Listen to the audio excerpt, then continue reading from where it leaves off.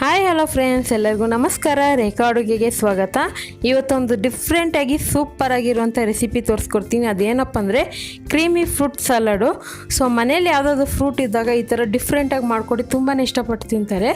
ಇದಕ್ಕೆ ಬೇಕಾಗುವ ingredients 1 cup ಆಗೋಷ್ಟು ಅಮೂಲ್ ಫ್ರೆಶ್ ಕ್ರೀಮ್ ತೊಗೊಂಡಿದ್ದೀನಿ. ನಿಮಗೆ ಯಾವುದು ಈಸಿಯಾಗಿ ಹತ್ರದಲ್ಲಿ ಸಿಗುತ್ತೋ ಆ ಕ್ರೀಮ್ನ ಯೂಸ್ ಮಾಡ್ಕೊಬೋದು. ಇದು ತುಂಬಾ ಚೆನ್ನಾಗಿರುತ್ತೆ ಟೇಸ್ಟು. ಮತ್ತು 2 ಟೀ ಸ್ಪೂನು ಬಾದಾಮಿ ಪೌಡರ್ ತೊಗೊಂಡಿದ್ದೀನಿ. ಕಂಡೆನ್ಸ್ಡ್ ಮಿಲ್ಕ್ ಇದು ಎಲ್ಲ ಅಂಗಡಿಗಳಲ್ಲೂ ಸಿಗುತ್ತೆ. 3 ಟೇಬಲ್ ಸ್ಪೂನ್ ಬೇಕಾಗುತ್ತೆ, ಮನೆಯಲ್ಲೂ ಮಾಡ್ಕೊಬೋದು. ಮತ್ತು ಒಂದು 4 ಖರ್ಜೂರನ ಕಟ್ ಮಾಡಿ ಇಟ್ಕೊಂಡಿದ್ದೀನಿ. ಮತ್ತು ಫ್ರೂಟ್ಸ್ ಬಂದ್ಬಿಟ್ಟು ಆಪಲ್ಲು, ಮ್ಯಾಂಗೋ, ಪೈನಾಪಲ್ಲು ಮತ್ತು ದಾಳಂಬ್ರಿ ಹಣ್ಣು ಎಲ್ಲ 1/4 ಕಪ್ ಆಗೋಷ್ಟು ಕಟ್ ಮಾಡಿ ಇಟ್ಕೊಂಡಿದ್ದೀನಿ. ನಿಮಗೆ ಎಷ್ಟು ಬೇಕು ಅನ್ನೋದನ್ನ ನೋಡಿ, ಹೆಚ್ಚು ಕಮ್ಮಿ ಜಾಸ್ತಿ ಬೇಕಂದ್ರೂ ಹಾಕ್ಕೊಬೋದು, ಕಡಿಮೆ ಬೇಕಂದ್ರೂ ಹಾಕ್ಕೊಬೋದು.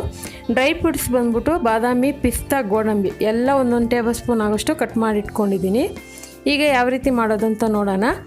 ಈಗ ಒಂದು ಬೌಲ್ಗೆ ನಾನು ಫ್ರೆಶ್ ಕ್ರೀಮ್ ಹಾಕ್ಕೊತಾ ಇದ್ದೀನಿ. ಫ್ರೆಶ್ ಕ್ರೀಮ್ ನಿಮಗೆ ಹತ್ತಿರದಲ್ಲಿ ಯಾವ ಬ್ರ್ಯಾಂಡ್ ಸಿಗುತ್ತೋ ಅದರಲ್ಲೇ ಯೂಸ್ ಮಾಡ್ಕೊಬೋದು. Milky mist, fresh cream, whipping ಯಾವುದಾದ್ರೂ ಯೂಸ್ ಮಾಡ್ಕೊಬೋದು.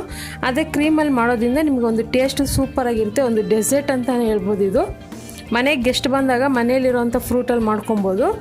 ಈಗ ಇದನ್ನು ನಾನು ಚೆನ್ನಾಗಿ ಈ ಥರ ಬೀಟ್ ಮಾಡ್ಕೊತೀನಿ. ಈ ಥರ ಮಾಡೋದ್ರಿಂದ ಗಟ್ಟಿ ಇರೋದು ಸ್ವಲ್ಪ ತೆಳುವಾಗುತ್ತೆ. ಇದು ಗಟ್ಟಿಯಾಗಿದ್ದರೆ ಅಷ್ಟು ಚೆನ್ನಾಗಿರೋಲ್ಲ, ಸ್ವಲ್ಪ ತೆಳುವಾಗಬೇಕು. ನೀವು ಸ್ಪೂನಿಂದನೂ ಈ ಥರ ಮಾಡ್ಬೋದು. ಮಿನಿಮಮ್ 1 ನಿಮಿಷವರೆಗೂ ಚೆನ್ನಾಗಿ ಈ ಥರ ಬೀಟ್ ಮಾಡ್ಕೊಳ್ಳಿ. ಸೊ ಇದು ಚೆನ್ನಾಗಿ ಈ ಥರ ಮಾಡಿದ ಮೇಲೆ ಇದಕ್ಕೆ ಬಾದಾಮಿ ಪೌಡ್ರ್ ಹಾಕ್ಕೊತಾ ಇದ್ದೀನಿ. ಆದರೆ ಇದಕ್ಕೆ ಕೇಸರಿ ಹೂವನ್ನು ಹಾಲಲ್ಲಿ ನೆನೆಸ್ಬಿಟ್ಟು ಯೂಸ್ ಮಾಡ್ತಾರೆ. ಅದು ಎಲ್ರಿಗೂ ಸಿಗೋಲ್ಲ ಅನ್ನೋದಕ್ಕೋಸ್ಕರ ನಾನು ಈ ಥರ ಆಪ್ಷನ್ ಯೂಸ್ ಮಾಡಿ ಟ್ರೈ ಮಾಡಿದೆ. ಟೇಸ್ಟ್ ತುಂಬಾ ಚೆನ್ನಾಗಿತ್ತು. ನಿಮ್ಮ ಹತ್ರ ಕೇಸರಿ ಕುಂಕುಮ ಹೂವು ಇದ್ದರೆ ಒಂದು ಸ್ವಲ್ಪ ಹಾಲಲ್ಲಿ ನೆನೆ ಹಾಕಿ, ಬಿಸಿ ಹಾಲಲ್ಲಿ ನೆನೆ ಹಾಕ್ಬಿಟ್ಟು ಆನಂತರ ಯೂಸ್ ಮಾಡ್ಕೊಬೇಕು. ಅದಿಲ್ಲಾಂದರೆ ಈ ಥರನೇ ಮಾಡ್ಕೊಳ್ಳಿ. ಈಗ ಇದಕ್ಕೆ ಕಂಡೆನ್ಸ್ಡ್ ಮಿಲ್ಕ್ ಹಾಕ್ಕೊತಾ ಇದ್ದೀನಿ. ಕಂಡೆನ್ಸ್ಡ್ ಮಿಲ್ಕ್ ಯಾವ ರೀತಿ ಮಾಡೋದಂತ ನೆಕ್ಸ್ಟ್ ವೀಡಿಯೋದಲ್ಲಿ ತೋರಿಸ್ಕೊಡ್ತೀನಿ. ಇದು ಈಸಿಯಾಗಿ ನಿಮಗೆ ಅಂಗಡಿಗಳಲ್ಲಿ ಸಿಗುತ್ತೆ, ಆನ್ಲೈನಲ್ಲೂ ಸಿಗುತ್ತೆ, ತರಿಸ್ಕೊಬೋದು. ಅದೆಲ್ಲ ಹಾಕ್ಕೊಂಡು ಚೆನ್ನಾಗಿ 1 ನಿಮಿಷ ಮಿಕ್ಸ್ ಮಾಡಿದ ಮೇಲೆ ನೋಡ್ತಾ ಇರ್ಬೋದು ಅದು ತೆಳ್ಳಗಾಗಿದೆ.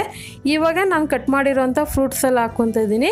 ನಿಮ್ಮ ಹತ್ರ ಎಷ್ಟಿರುತ್ತೋ ಅಷ್ಟೇ ಫ್ರೂಟಲ್ಲಿ ಮಾಡ್ಕೊಬೋದು, ಬೇಕಂದರೆ ಒಂದೇ ಥರ ಫ್ರೂಟಲ್ಲೂ ನೀವು ಮಾಡ್ಕೊಬೋದು. ಆದರೆ ಮಿಕ್ಸ್ ಫ್ರೂಟಲ್ಲಿ ಮಾಡೋದ್ರಿಂದ ಟೇಸ್ಟ್ ತುಂಬಾ ಚೆನ್ನಾಗಿರುತ್ತೆ. ಮತ್ತು ಯಾರೆಲ್ಲ ಫ್ರೂಟ್ ತಿನ್ನಲ್ವೋ ಅಂಥವ್ರಿಗೆ ಈ ಥರ ಒಂದು ಡಿಫ್ರೆಂಟಾಗಿ ಮಾಡಿಕೊಡಿ, ಇಷ್ಟಪಟ್ಟು ತಿಂತಾರೆ ಮತ್ತು ಕೇಳಿ ಹಾಕ್ಸ್ಕೊಂಡು ತಿಂತಾರೆ, ಅಷ್ಟು ಚೆನ್ನಾಗಿರುತ್ತೆ.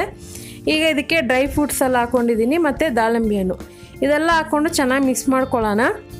ಸೊ ಏನಾದರೂ ನೀವು ಹಬ್ಬದ ಟೈಮಲ್ಲಿ, ಫಂಕ್ಷನ್ ಟೈಮಲ್ಲಿ ಜಾಸ್ತಿ ಹಣ್ಣುಗಳು ಉಳಿದಿರುತ್ತಲ್ವ ಫ್ರೂಟ್ಸು, ಅಂಥ ಟೈಮಲ್ಲಿ ಈ ಥರ ಮಾಡ್ಕೊಬೋದು. ಎಷ್ಟೋ ಥರ ರೆಸಿಪಿ ಟ್ರೈ ಮಾಡ್ಬೋದು.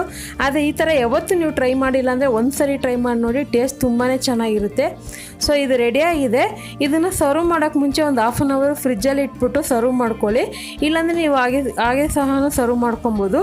ಫ್ರಿಜ್ಜಲ್ಲಿ ಇಟ್ಟು ತಿಂದರೆ ತುಂಬಾ ಸೂಪರಾಗಿರುತ್ತೆ ಟೇಸ್ಟ್ ಮಾತ್ರ. ಈಗ ಇದನ್ನು ಸರ್ವ್ ಮಾಡ್ಕೊತಾ ಇದ್ದೀನಿ. ಇನ್ನು ಮಾಡಿದ ಮೇಲೆ ಇದ್ರ ಮೇಲೆ ಒಂದು ಸ್ವಲ್ಪ ಡೆಕೋರೇಷನ್ಗೋಸ್ಕರ ಡ್ರೈ ಫ್ರೂಟ್ಸ್ ಕಟ್ ಮಾಡಿರೋದು ಹಾಕ್ಕೊತಾ ಇದ್ದೀನಿ.